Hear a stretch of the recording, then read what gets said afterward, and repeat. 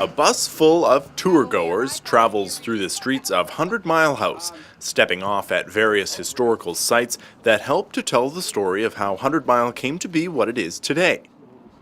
The tour was part of the North Central Local Government Association convention held in 100 Mile.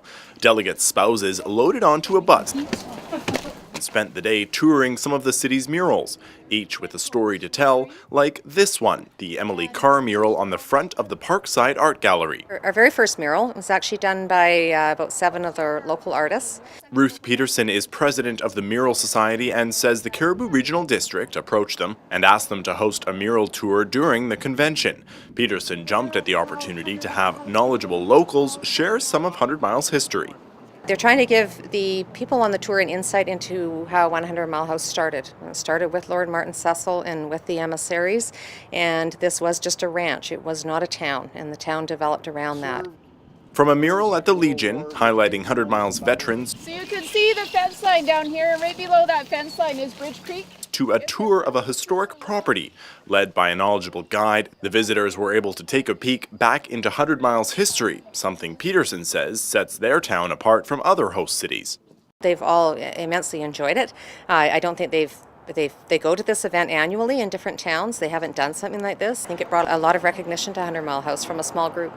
Over at the South Cariboo Rec Centre, NCLGA convention delegates from communities all across BC met to discuss resolutions. Those representing the Cariboo say it was a success. We got support for all our resolutions passed, right from the release of criminals into our society, that in areas where there's no facilities to support their supervision. There's invasive plant regulations for our ranchers so they can apply some pesticide on Crown land that's a range. Support, of course, here for other things where it's broadband internet access for rural communities, and more call for medical help for ambulance and other services. Well, the North Central Local Government Association feels it's really important to get out into these small communities. It's fantastic that 100 Mile House and the Cariboo Regional District have been able to work together to put this on so that we can see more of the community than just the highways. We get an opportunity to see the country around here and meet the people. Mayor Mitch Campsall was made new president of the NCLGA and says he has a busy year ahead of him. We're hoping to meet with some cabinet ministers and trying to get some of the issues of the North on the table and really deal with it. We've had other ways of dealing with stuff, but I think we need to talk with cabinet ministers.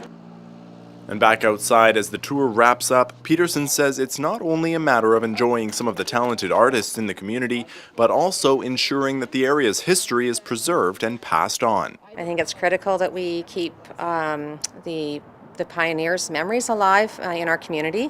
That's why I started the project. I'd like to see a tour done not just for tourists, but for the locals. There's a lot of locals that aren't familiar with how 100 Mile House developed. In 100 Mile House, I'm Sam Numsen for Shaw TV.